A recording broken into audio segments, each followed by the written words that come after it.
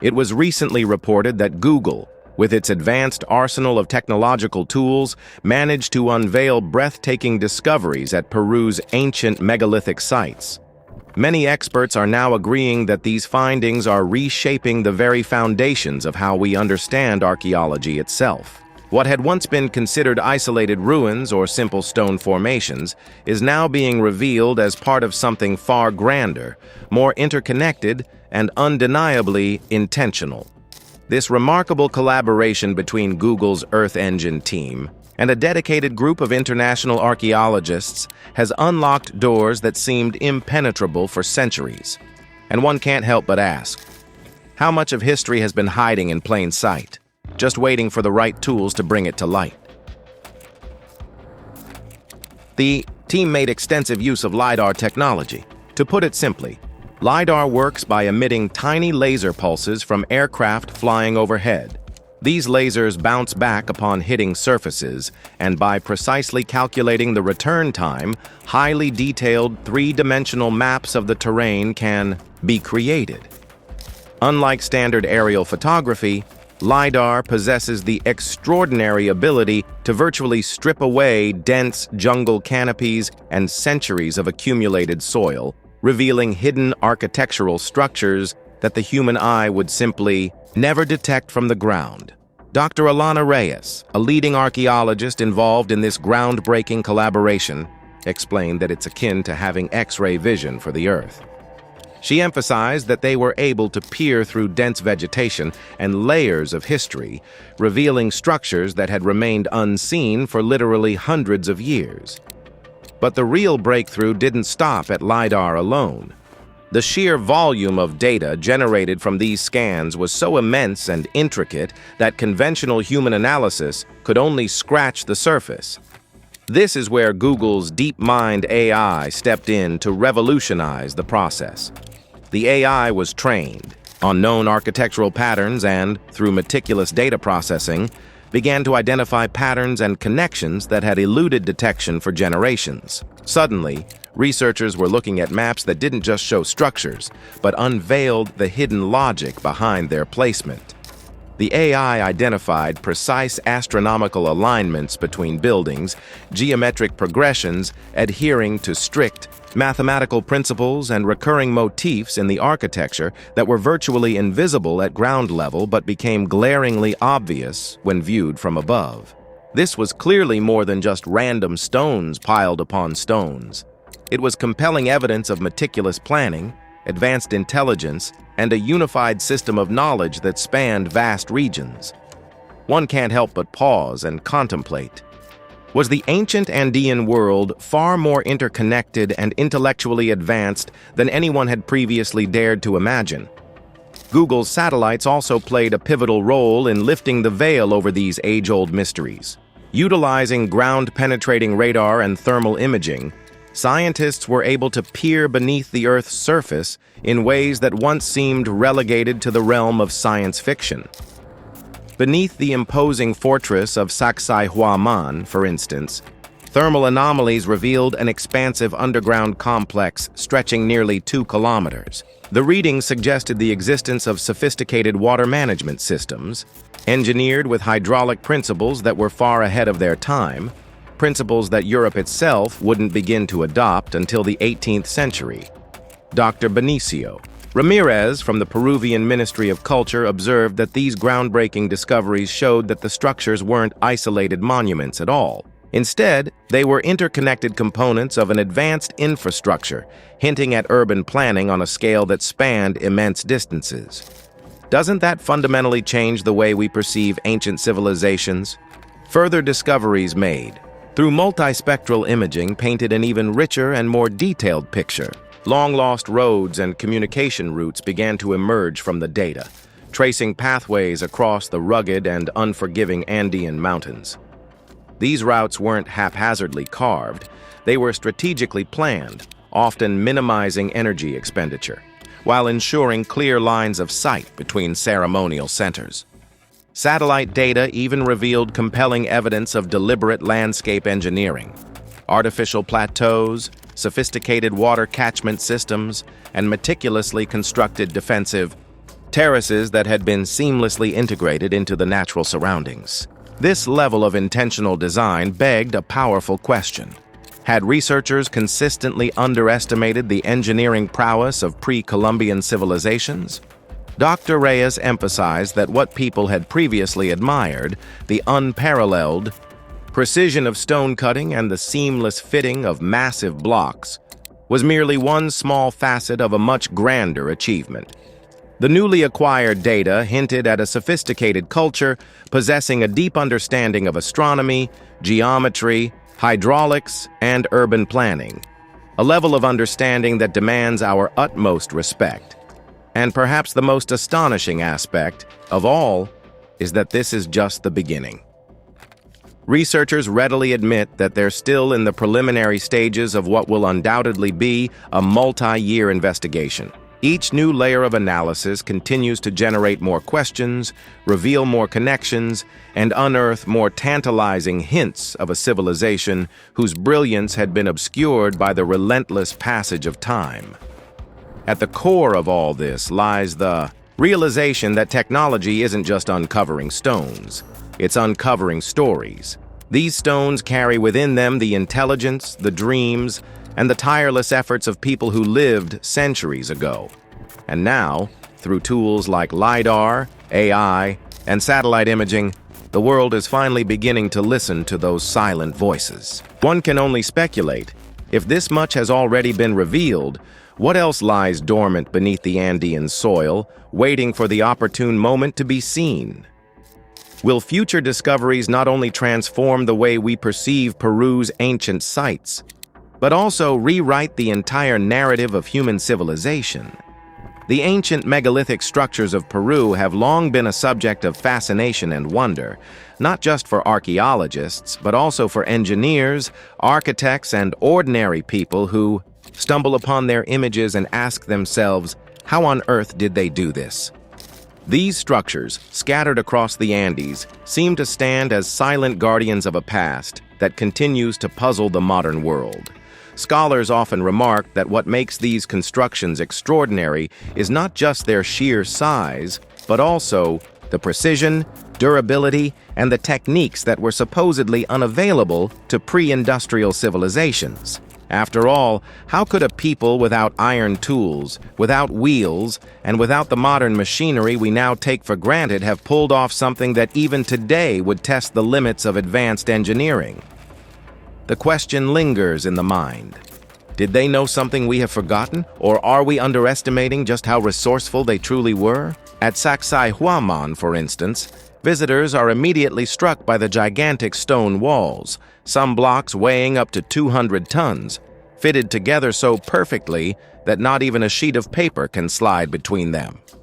It is not simply the weight of these stones that is impressive, but the fact that many were transported across rugged and unforgiving landscapes, sometimes from quarries located more than 30 kilometers away.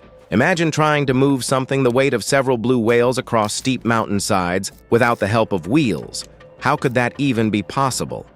Yet time and again, the builders of ancient Peru proved it could be done. Comparisons are often drawn with other massive stones around the world, like the Western Stone of Jerusalem weighing over 500 tons, or Russia's Thunderstone at more than 200 tons. But unlike those, which were often moved on relatively flat terrain, the Peruvians managed their feats in one of the most mountainous regions of the world. Some scholars proposed theories to explain this mind-boggling accomplishment. They speculated that thousands of workers could have used ropes, wooden rollers, and earthen ramps to drag the stones across valleys and up inclines. Others suggested they may have taken advantage of the rainy seasons, using wet, slippery ground to reduce friction. These ideas, while logical, still leave one asking, would that really have been enough? Could ropes and mud account for the seamless placement of stones weighing over 100 tons? The more one reflects on it, the more one realizes that perhaps necessity drove ingenuity in ways modern minds can hardly fathom. But the mystery does not end with moving the stones. What truly astonishes most observers is how these structures stand the test of time, especially in a country plagued by frequent and powerful earthquakes. Spanish colonial buildings, despite being built centuries later with mortar, collapsed during seismic activity. Yet the ancient walls and temples of the Inca and their predecessors remain largely untouched. Why? The answer lies in a remarkable technique called ashlar masonry. Engineers explained that in this method, each stone was cut so precisely that no mortar was needed to bind them together.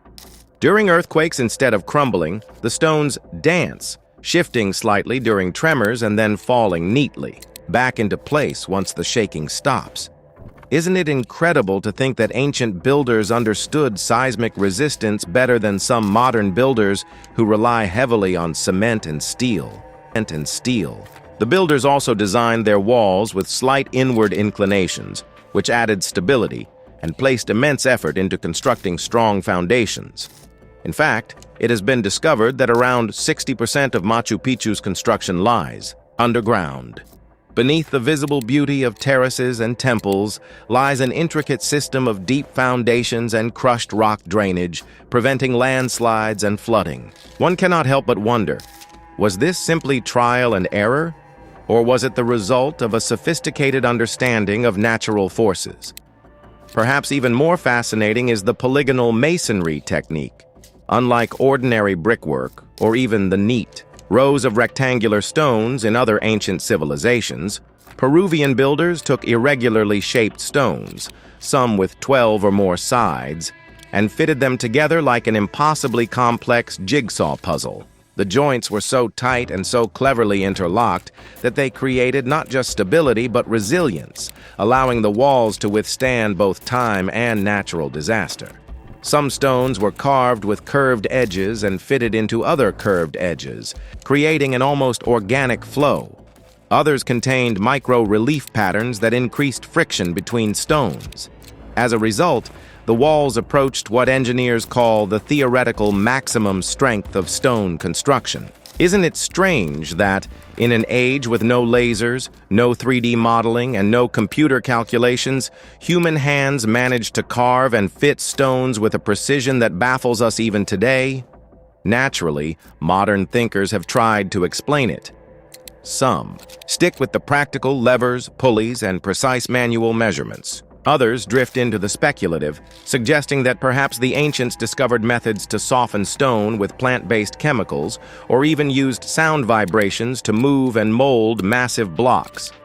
While these theories may sound far-fetched, one cannot dismiss the lingering feeling that perhaps something more was at play. If it were all so simple, wouldn't modern builders be able to replicate it with ease? Yet, even with cranes and computers, recreating such work would be a monumental task. And this is where things begin to get really fascinating, because as you're about to see, there's actual scientific evidence that doesn't just complicate the story, it flat out challenges the Inca origin theory itself. And trust me, once you hear what scientists have uncovered, you'll want to stick around till the very last second, because the twist waiting at the end will make you question everything you thought you knew. What scientific evidence challenges the Inca origin theory? The recent wave of scientific discoveries in Peru has left many archaeologists and historians rethinking almost everything they thought they knew about the origins of the region's megalithic structures. For the longest time, most people accepted without much doubt that the Incas were the masterminds behind the massive stone walls, plazas, and fortresses scattered across the Andes. But as new technology, particularly Google's advanced imaging systems, sheds light on details that the human eye could never catch, questions arise that simply cannot be ignored. Could it be that these awe-inspiring monuments were not the work of the Incas at all, but the legacy of a much older civilization that has long slipped through the cracks of written history? One of the biggest shocks comes from radiocarbon dating.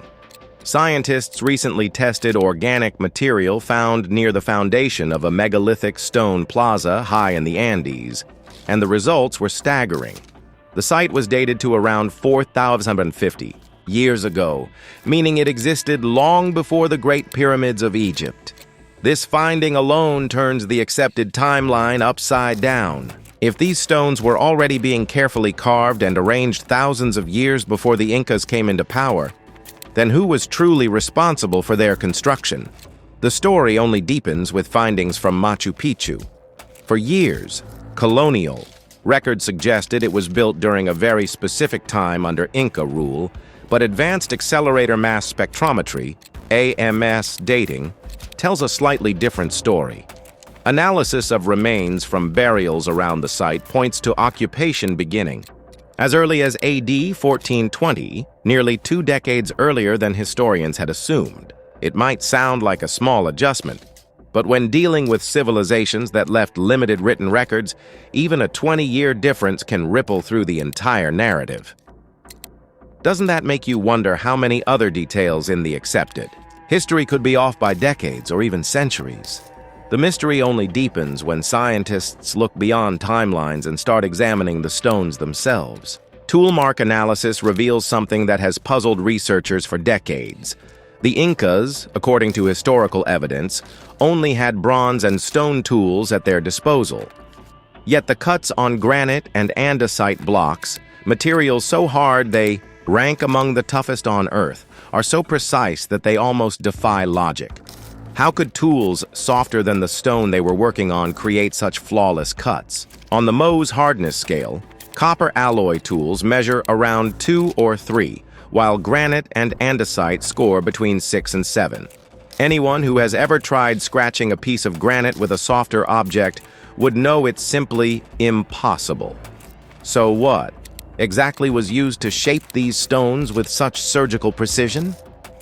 The patterns left behind do not match any tools known from the Inca era, and that gap in technology raises a question that modern archaeology still struggles to answer. Did an earlier civilization have access to tools or techniques that were lost over time, or is there another explanation entirely? As if that weren't enough, the Inca themselves add their own voice to the mystery. Interestingly, in their oral traditions, later recorded by Spanish chroniclers, the Inca did not claim ownership of these great works. Instead, they often admitted that many of the massive stone structures were already there when they arrived.